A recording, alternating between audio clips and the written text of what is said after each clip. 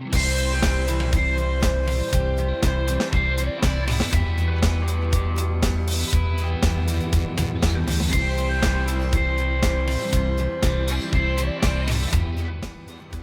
Cameron Smith. I'm here with Mark Murphy, from guitarist and singer of Wookiefoot. Mark, I was wondering, what is kind of your meaning and message behind Wookiefoot? That's a big question. I know. Throw that at you. Message. Kind of like the lyrical content and like what you guys kind of strive for.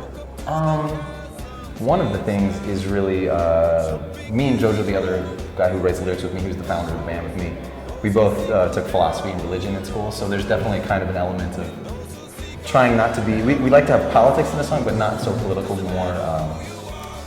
More kind of like the underlying causes, more philosophy. And a large part of the philosophy was inspired by kind of the, I don't think we're hippies. It's kind of the hippie movement from the '60s and the sense of community that you'll find at like a rainbow gathering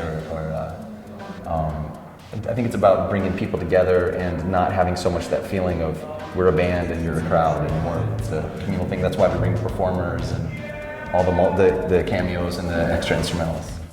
Oh, so then I was thinking, like, do you have any like awesome like memories that what's your like if you had to pick out a favorite memory, which is probably hard to do, but over the years, one that really sticks out? That's a tough one. There was one time it was a couple years ago we throw a charity event at Harmony Park, which isn't too far from here, right? Project Earth? Project Earth. And it was 2 years ago at Project Earth. At the charity event, 2 nights in a row, we had tornadoes at night come through, and we had to evacuate the park. And I'm not from the Midwest. I have no idea what to do in a tornado.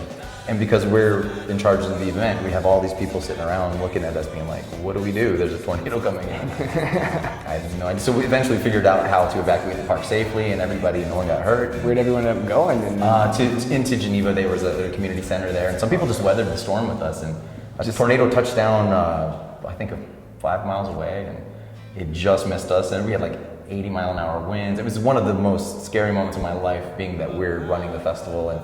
But then right after it went through, and most people were out of the park, to kind of lift the spirits of everybody who was really kind of scared, senseless is the word, our bagpipers started playing some traditional Irish fighting songs, and then we got up on stage and there was djembe bass playing and our sax player, and slowly the music started to come alive, and we didn't think we could possibly play a set with the lightning and the storm, but everything calmed down, and there was the crowd was standing in 2 feet of water in front of the stage, and we played a show for 2 hours anyway, and it was nothing that we had planned to do. It worked out. Just somehow it all worked out. That was a pretty magical moment. Sounds cool. Yeah, I was actually gonna touch on Project Earth.